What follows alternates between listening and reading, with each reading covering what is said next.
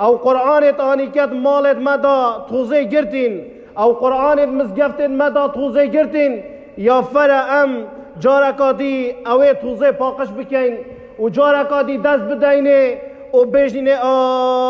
ویره باسا هندک عبادت خود تعالی فرض کرن که روزانه شحنه دن مروفی هر واسه هندک فرض کرن سال جارک ده شحنه دتا و هندک جی عمرت همیه ده شحنه دتا کاچا و موبایلاتا پیتوی شحنه و روزانه تو شحن که داشتی کار بینی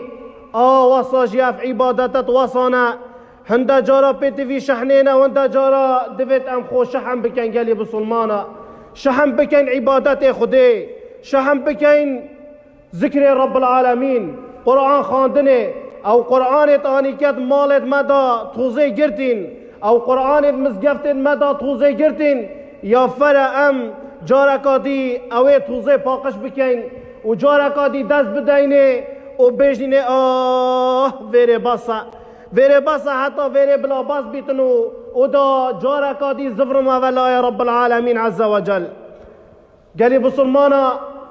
خودی تعالی پیش نویجه سرما فرض کرین روزانه شحن دن مروفی هرگاه وقتا نویج از پیده کر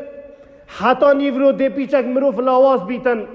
اگر مروف نیورو انجام دا نویجا نیورو کر جارکادی دی مروف شحن بیت یا ایواری واسا یا مغرب واسا یا عیشا واسا و ویرا هر حتی عبادت دیتر هر واسا خود تعالی زکات یا سرما فرض کری سال جاره کر بجیتا تا ای بسلمان دیوار زکات مال خوب بده